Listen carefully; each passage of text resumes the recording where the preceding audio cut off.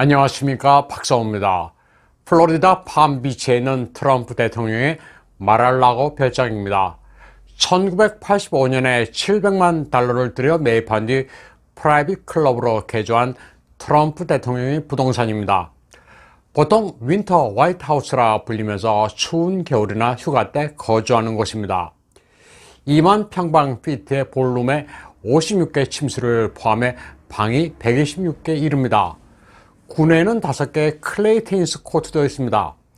누구든 이 시설을 즐길 수 있지만 가격이 상당히 높습니다. 클럽 초기 가입비가 10만 달러에 매년 1만 4천 달러를 내야 합니다. 1박 숙박하는 데는 2천 달러입니다. 트럼프 대통령은 1월 20일 오전에 일찍 백악관을 떠나기로 했습니다. 에어포스 원이 있는 메릴랜드 앤드루 공항에서 성단 고별 의식을 거행하기로 했습니다. 트럼프 대통령은 에어포스 원을 타고 플로리다 마랄라고 별장으로 가서 새로운 생활을 하겠다고 밝히고 있습니다. 트럼프 대통령은 이미 바이든의 취임식에는 참가하지 않겠다고 밝힌 바 있습니다.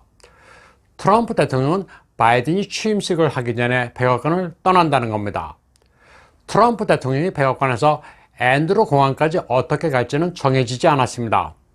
머린 원 헬기 아니면 캐딜락 비스트 둘 중에 하나입니다. 앤드루 공항에서 벌어질 고별 의식은 성대할 것으로 보도됐습니다. 레드 카펫도 준비되고 군악대가 동원된 가운데 21발의 예포도 울릴 예정입니다.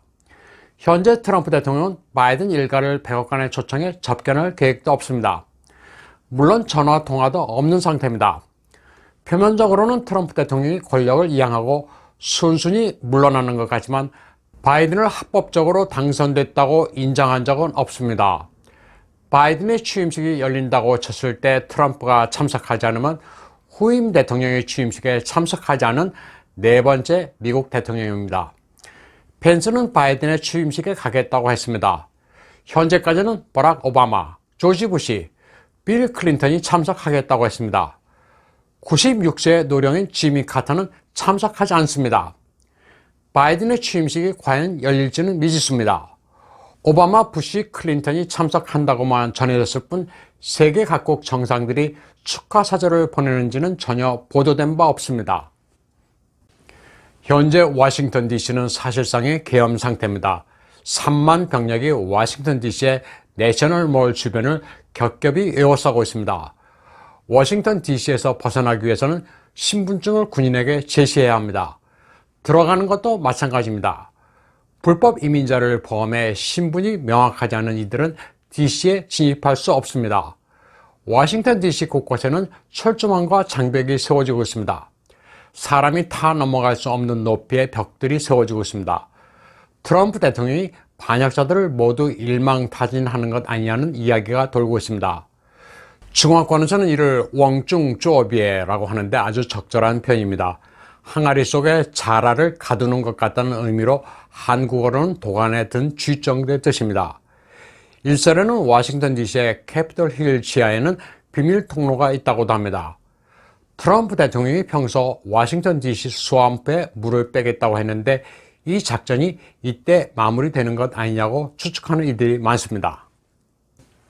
이틀 전 펜스는 워싱턴 DC에 배치된 병사들을 찾아가 이들의 노고를 격려했습니다. 아주 묘한 장면인데 이 때문에 이번 취임식이 바이든을 위해 상당히 신경을 써서 준비한 거라는 착각을 불러일으키고 있습니다. 펠로시도 탄핵 이후 군인들을 찾았지만 분위기는 썰렁했습니다. 트럼프 대통령을 배신한 것으로 알려진 펜스 부통령이 군인들을 찾아간 것도 묘한데 펠로시가 찾아간 것은 상황에 전혀 맞지가 않습니다. 펠로시는 군인들에게 당신들의 임무가 뭐냐고 물었지만 군인들은 대꾸도 하지 않았습니다. 그러자 펠로시는 혼잣말로 당신들은 취임식 당일 나를 보호해 줄 것으로 믿는다고 4번이나 같은 말을 반복한 것으로 전해졌습니다. 그런데 바이든 측은 취임식 리허설도 취소했습니다. 바이든 측은 안전을 우려해 취임식을 화상으로 한다고 밝힌 바 있습니다. 바이든을 따르는 워싱턴 DC의 머리엘 바우저 시장도 이날 화상으로 하니 미국민들은 워싱턴 DC에 오지 말라고 호소한 바 있습니다. 1월 20일 취임식이 열릴지 어떨지는 오리무중입니다. 미국 역사상 이런 적이 없었습니다. 바이든이 말한 안전 문제라는 것은 취임식에 갔다가는 체포될 위험일 가능성이 큽니다. 당초 총기로 무장한 애국단체 연합 Patriot Action for America가 워싱턴 DC에 집결할 경우 안티파와 BLM을 침투시켜 혼란을 야기할 수도 있었지만 그럴 가능성이 지금으로서는 거의 없습니다. 트럼프 대통령의 호소에 따라 애국단체 가운데 하나인 오스키퍼스의 경우 좌파의 덫에 걸려들지 않기 위해 워싱턴 DC에 집결하는 계획을 취소했기 때문입니다. 따라서 워싱턴 DC에 배치된 군 병력은 취임식 당일 몰려드는 군중은 안티파와 BLM으로 간주하고 무력으로 진압하면 문제는 간단합니다. 바이든이 이날 화상으로 취임식을 한다고 했는데 설령 하더라도 캐피톨 힐에서 정식으로 거행하는 게 아니면 모양이 빠져 정통성에 문제가 생길 수밖에 없습니다. 지난번 바이든이 라이브 스트림으로 전견 발표 이벤트를 열었을 때 실시간 시청자가 1,300명이었습니다. 바이든이 뭘 하든 미국민은 별 관심이 없습니다. 게다가 버추얼 방식의 화상 취임식은 배경이 모두 크로마키로 가짜입니다. 버추얼을 굳이 한자어로 번역하면 허상인데 취임식 자체가 가짜로 인식될 수 있습니다. 세상에 이런 취임식은 듣도 보도 못한 겁니다. 게다가 트럼프 대통령 측이 비상방송 시스템을 가동시켜 화상 취임식마저도 무산시킬 가능성이 있습니다. 더 나아가 EC130G의 코만도 솔로로 바이든에게 항복하라는 방송과 함께 딥스테이트 체포 명령을 내릴 수도 있습니다. 워싱턴 DC는 사실상 계엄 상태인데 트럼프 대통령이 이미 인서렉션 액트에 서명한 상태에서 체포 명령을 내릴 시기만 조율하고 있다는 소문이 파다합니다. 결국 트럼프 대통령이 에어포스 원으로 플로리다로 간다고 발표한 것도 연막 작전일 가능성이 매우 높습니다. 다만 1월 20일 워싱턴 DC를 떠나 모처로 이동해 군사작전을 취하할 것이란 추측은 나오고 있습니다. 물론 그때 가봐야 알겠지만 1월 20일 취임식은 아예 없을 가능성도 제기되고 있습니다. 인서렉션 액트나 마셜 로를 발령한 명분은 이미 차고 넘칩니다. 계엄령으로 갈 경우 군사재판소가 설치되고 반역자들을 모두 잡아들일 수 있습니다. 행정은 군부가 인수하게 되며 계엄체제 임시사령관을 마이클 플린 장군이 맡게 될 거라는 루머도 파다합니다. 그러면 대통령 취임식은 3월 4일에 있게 된다는 시나리오입니다. 원래 1776년 미 헌법에서 규정한 대통령 취임식 날짜는 3월 4일입니다. 1월 14일 방송에서 에이브러햄 링컨의 2기 취임식이 3월 4일에 극적으로 열렸다는 사실을 다뤘습니다.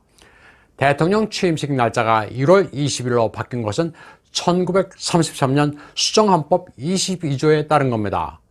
에이브러햄 링컨의 2기 취임식에서 모두 3월의 날씨는 변덕스러운 데다 전임 대통령이 레임덕 기간을 줄인다는 이유로 1월 20일로 바뀐 겁니다. 1월 20일에 처음으로 열린 취임식은 1937년 프랭클린 루즈벨트 대통령의 2기 취임식입니다.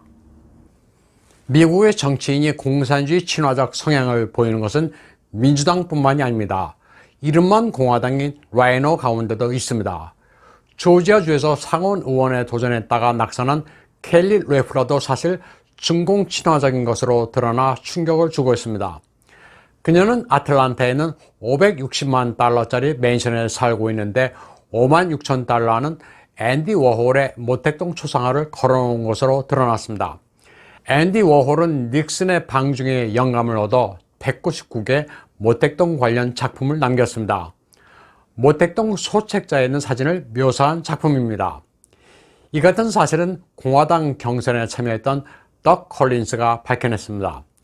그는 레플러가 2018년에도 모택동 그림을 인스타그램 화면으로 게시했다고 밝혔습니다. 오성 홍기가 걸려 있었던 뉴욕의 증권거래소는 레플러의 남편 소유입니다. 트럼프 대통령이 지원 유세까지 하며 도와줬던 켈리 레플러는 겉으로는 증공에 대해 강경해야 한다고 말했지만 사실은 모두 거짓으로 나타났습니다.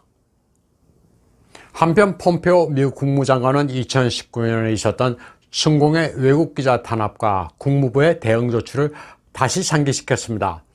시진핑조차 중공의 매체는 독립된 언론이 아니라는 것을 시인하고 있다면서 중공의 언론 자유 탄압을 비판했습니다. 또 미국 내 대학에서 중공의 통전기관 노릇을 하는 공자학원 상당수를 퇴출시킨 성과를 자랑했습니다. 외국 기자들이 중공에서 취재 자유 제한과 미행, 협박을 받는 일이 빈발하면서 베이징과 상하이 주재 특파원들 상당수가 타이완으로 옮기고 있습니다.